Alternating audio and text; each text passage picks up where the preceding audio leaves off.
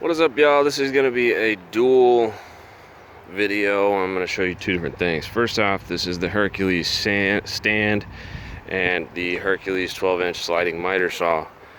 The saw itself is wonderful. I mean, it is up to par with the $600, $800 DeWalt, because I've used that at work many times. The stand, it's not as good. There's some wiggle in these wheels, and if you want to use this as a stop block, just know that I wouldn't use it. But I don't know, whatever. It kind of wobbles. There is a little bit of flex when it comes to putting heavier materials. It flexes down. They shorted me a nut, so I had to find a nut.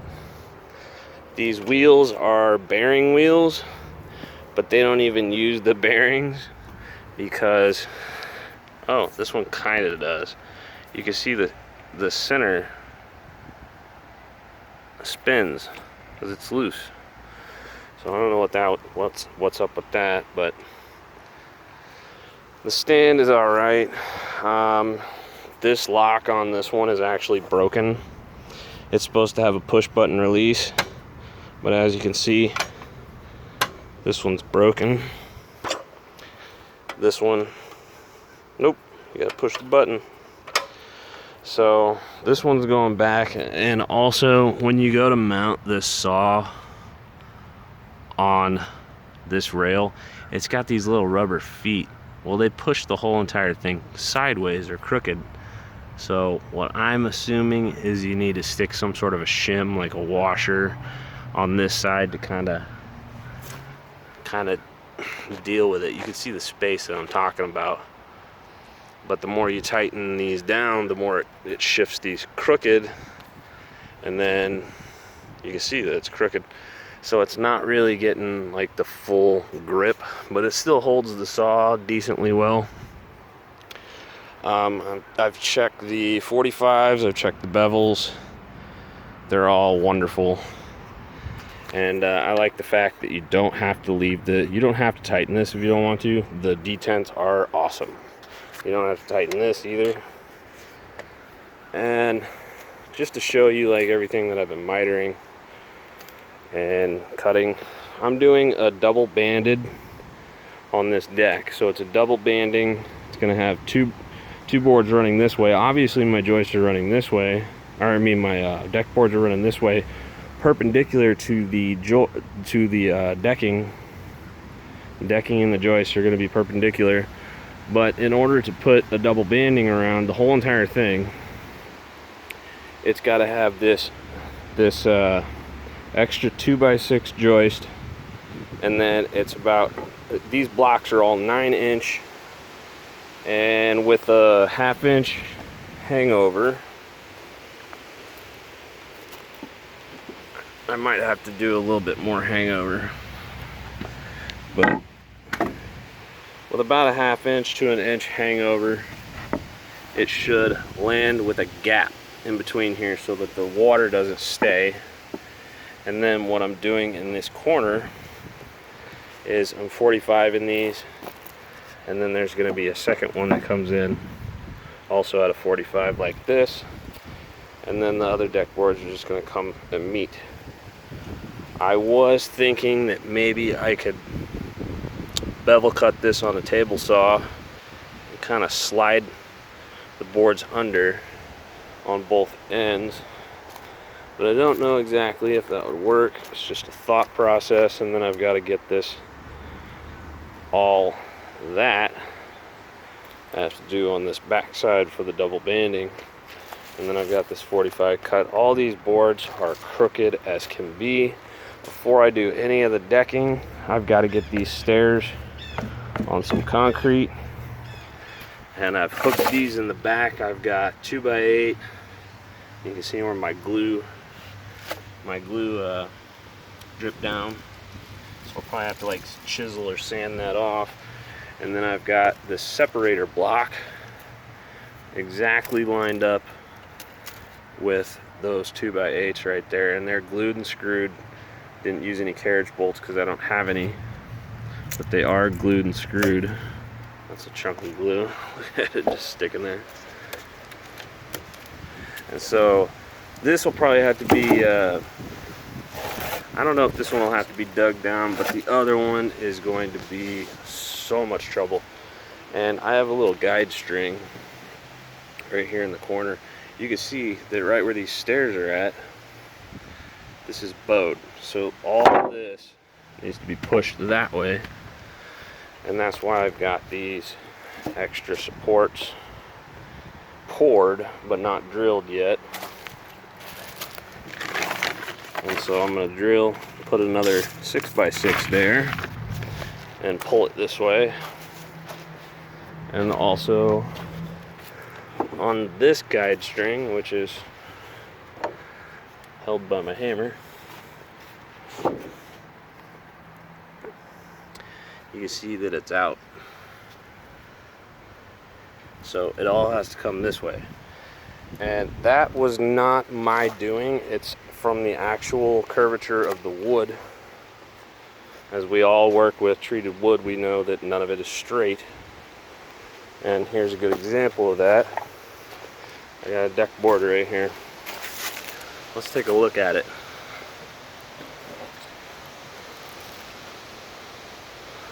It's flat on that end. See that twist? And that curve? Man. There's no helping that one. And then you can see this one, it goes, and then it curves in. This is what I'm dealing with. I actually didn't buy any of this lumber. Well, I did buy some of the 2x8 and the 2x6, but I hand-picked those as best I could. And then I cut down all my blocking. That's cut out of scrap 2x8, which is just the little cut-off pieces. Remember, no waste. No waste. And so that's kind of what it's going to look like. And it's going to do this all the way that way. And then I've got bevel cuts.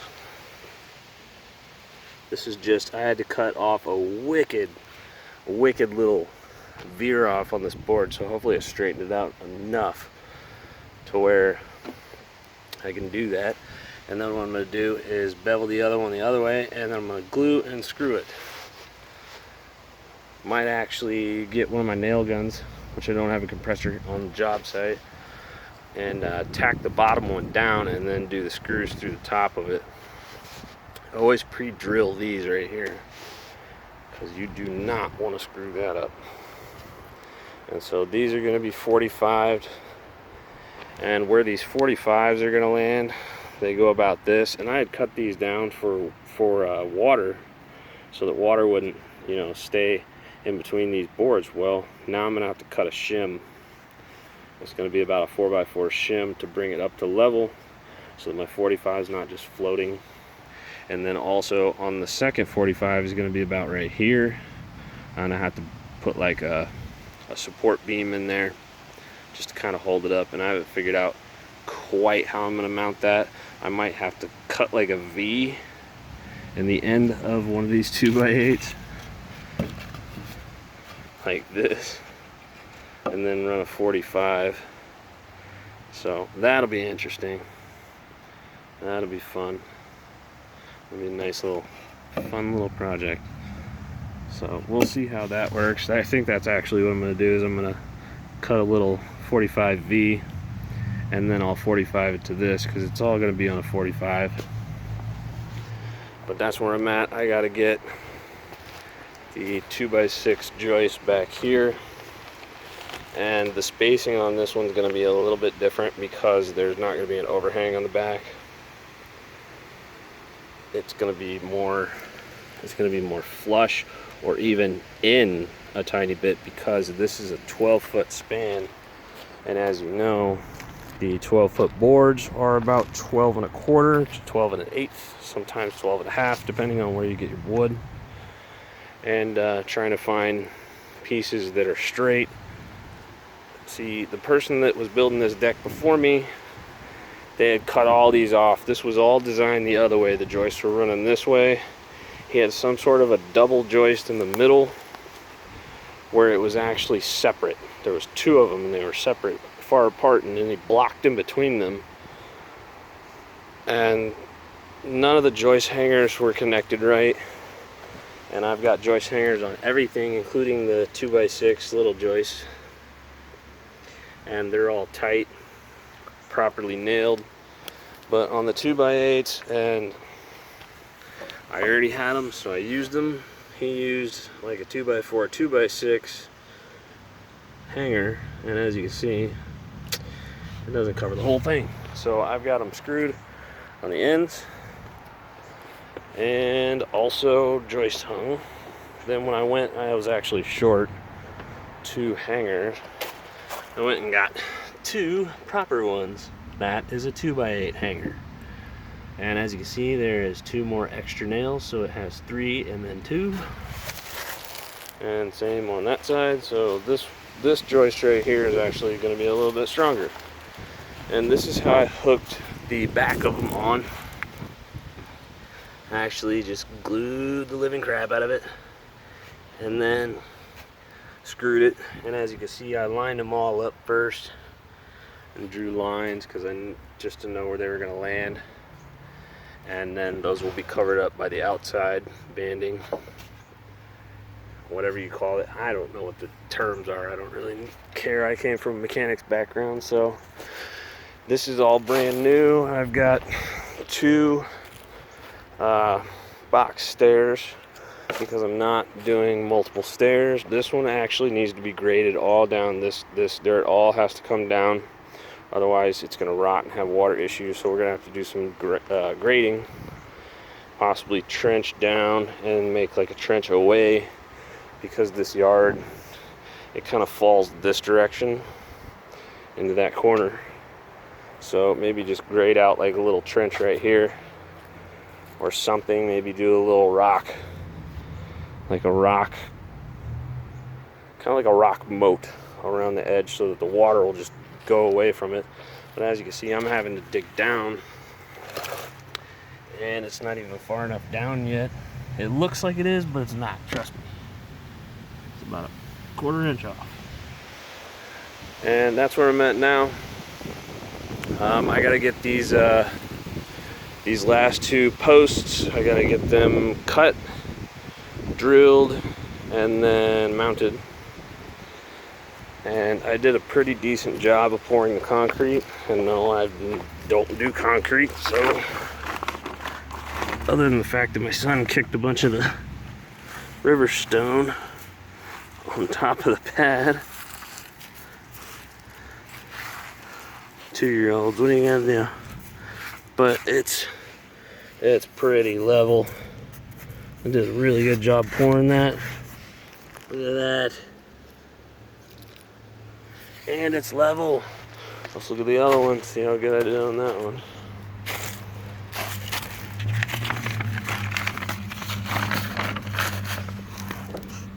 There you go. I actually cut around this perimeter with a 9-inch pruning blade that I had already chewed up, and some of the teeth were all off. And then when I did that, it was just so easy to get the shovel down in there and just dig it right out. I've never done it before, but it worked perfect. Went about 8-9 inches down. Well, this one's actually deeper, so it's 9 something. This one is about 9 inches down. And I let it dry for about 4 days now, 5 days. So hopefully when I drill and put the anchor in, it's not going to crack this time. Because last time I didn't wait very long, and that one back there cracked. I'll go ahead and show you. And I poured it so perfect, it pissed me off. But you can see that it cracked right down the middle where the anchor itself actually split it, not drilling it. When I banged the anchor in, it actually split it. But that's where I'm at right now. Oh, this is taking so long. And I might have to chisel more of this stair out. I don't know yet. Hope to God not. But yeah, the Hercules saw It cuts wonderfully. Gonna have a nice little banding right here. Now if I was into woodworking, I'd do some really cool joints like where they cut out right here and then do some fun stuff, but I don't know any of that stuff. I am not even that good at this. Look at this, way overbuilt. It's a freaking deck. But anyways, I do have to give the saw a thumbs up. The saw stand, I'll give a thumbs because mine came missing parts and also broken, and it doesn't even mount right. I don't know if you're supposed to remove these little rubber feet. And this thing right here, it wasn't even on right, so I had to smack it, and now it's all like kind of chewed up. But if you set your saw on the ground, that's what these feet are for. But like I said, it doesn't mount on there very well, and then when you mount it, it kind of twists these bars. What it needs is like it needs like the Craftsman one where it goes across and hooks together. But I don't know if the Craftsman one would even accept this saw because it's almost 24 inches from here to there. Let me just bust out my tape. From there to here, it's just shy of 24 inches. And from front to back, center to center is about, I'd say 13 3/4. So there's your mounting dimensions when you're going to look for a stand.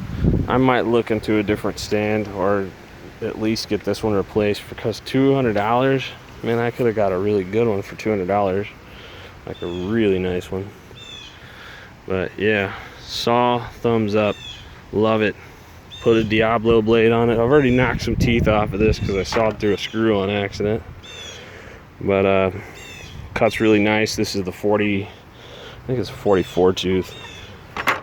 The fine blade that was on it, it cuts really nice, but it's slow and it does not like treated wood, like at all. I have my stop on. No wonder I wasn't going full depth. Well, actually it's still going full depth. Weird. Anyways, long story short, here's the project. And the saw works wonderfully, cuts damn near perfect every single time. The one thing you got to watch out for is when your board has little warps, like when the edges of your boards are not true and you don't have a joiner.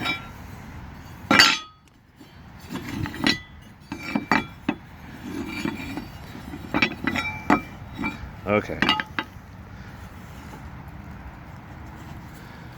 Now this is on a very chewed up piece of wood. It's off by a degree or two, as you can see.